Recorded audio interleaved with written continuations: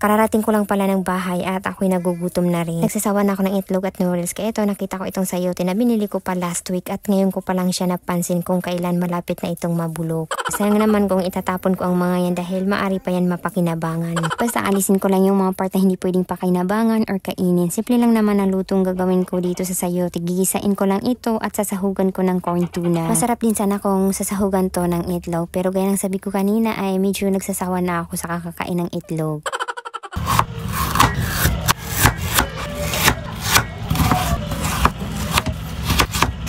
So, ganitong klase nga pala yung paghihiwa ko sa mga sayote, pahaba na maninipis.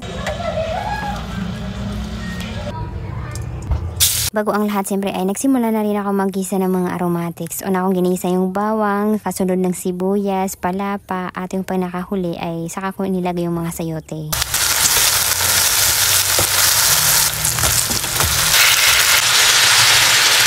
Sa part na to ay medyo nahihirapan lang akong halukayin itong mga sayote. Gawa ng nahuhulog kasi. Sa part naman ito ay tatakpan ko muna itong mga sayote para mas mabilis maluto. Pero pagkalipas lang naman ng ilang minuto ay luto na rin ito. Maya-maya lang ay binuhos ko na rin itong isang kanang corn tuna.